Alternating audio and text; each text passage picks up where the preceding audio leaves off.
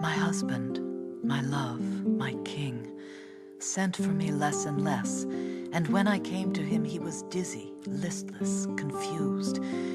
He could no longer make love as a man makes love, and he would not permit me to pleasure him with my mouth. The one time I tried, he started violently and began to weep.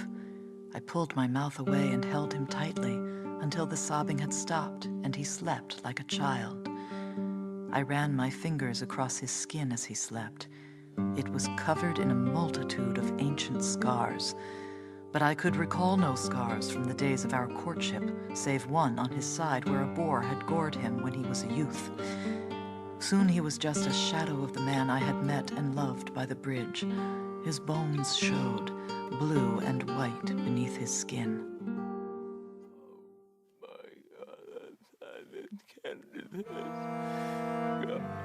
The Archbishop, Your Majesty. Send him in.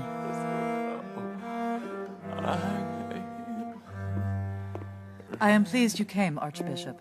His Majesty will die soon. I need you to deliver the final sacraments. I see. Do you know why he is dying, Your Majesty? Do you know what is killing him? I believe so. Then you know as well as I why I cannot administer the last rites. He is your king. How dare you? I dare because this is a monstrous thing, Your Majesty. Daughter, no, please, little one.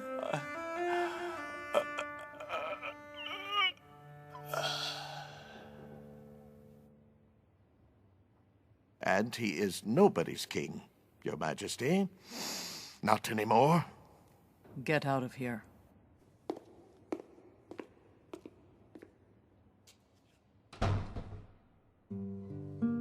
I sat there with my love's dead body. His hands were cold as stone, his eyes milky blue, his hair and beard faded and lusterless and limp. He weighed near to nothing. The ground was frozen hard, and we could dig no grave for him, so we made a cairn of rocks and stones above his body, as a memorial only, for there was little enough of him left to protect from the hunger of the beasts and the birds. So I was queen. And I was foolish and young, and I did not do what I would do now. If it were today, I would have her heart cut out, true. But then I would have her head and arms and legs cut off. I would have them disembowel her. And then I would watch in the town square as the hangman heated the fire to white heat with bellows. Watch unblinking as he consigned each part of her to the fire. I would have archers around the square who would shoot any bird or animal who came close to the flames, any raven or dog or hawk or rat. And I would not close my eyes until the princess was ash, and a gentle wind could scatter her like snow. I did not do this thing, and we pay for our mistakes. They say that I was fooled, that it was not her heart, that it was the heart of an animal, a stag, perhaps, or a boar. They say that, and they are wrong. And some say, but it is her lie, not mine, that I was given the heart and that I ate it. Lies and half-truths fall like snow, covering the things that I remember, the things I saw. A landscape unrecognizable after a snowfall. That is what she has made of my life. There were scars on my love, her father's thighs, and on his Balak pouch, and on his male member when he died. We took her in the day while she slept and was at her weakest. Stepmother? Tie her up. Yes, Majesty. No. Oh, please. No, Mother. Make them let me go. I'm not your mother. Take her into the forest and kill her. No. They took her to the heart of the forest, and there they opened her blouse, and they cut out her heart, and they left her dead in a gully for the forest to swallow. The forest is a dark place, the border to many kingdoms.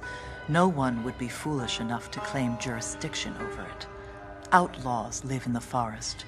Robbers live in the forest, and so do wolves. You can ride through the forest for a dozen days and never see a soul, but there are eyes upon you the entire time. Is it done? Yes, Majesty. You have it with you? She was only a child, Your Majesty. I don't know what she was, but she wasn't a child. Give it to me. Well done. That will be all. Majesty. They brought me her heart. I know it was hers. No sow's heart or doe's would have continued to beat and pulse after it had been cut out as that one did. I took it to my chamber. I did not eat it. I hung it from the beams above my bed, placed it on a length of twine that I strung with rowan berries, orange red as a robin's breast, and with bulbs of garlic. Outside, the snow fell, covering the footprints of my huntsman, covering her tiny body in the forest where it lay. I had the smith remove the iron bars from my windows, and I would spend some time in my room each afternoon through the short winter days, gazing out over the forest until darkness fell.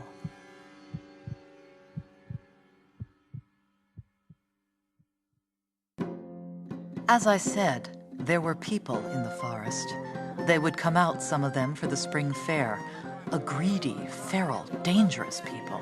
Some were stunted, dwarves and midgets and hunchbacks. Others had the huge teeth and vacant gazes of idiots. Some had fingers like flippers or crab claws. They would creep out of the forest each year for the spring fair, held when the snows had melted. As a young lass, I had worked at the fair, and they had scared me then, the forest folk. I told fortunes for the fairgoers, scrying futures in a pool of still water, and later, when I was older, in a disc of polished glass, its back all silvered, a gift from a merchant whose straying horse I had seen in a pool of ink. The stall-holders at the fair were afraid of the forest folk. They would nail their wares to the bare boards of their stalls. Slabs of gingerbread or leather belts were nailed with great iron nails to the wood. If their wares were not nailed, they said, the forest folk would take them and run away, chewing on the stolen gingerbread, flailing about them with the belts. The forest folk had money, though. A coin here, another there, sometimes stained green by time or the earth, the face on the coin unknown to even the oldest of us.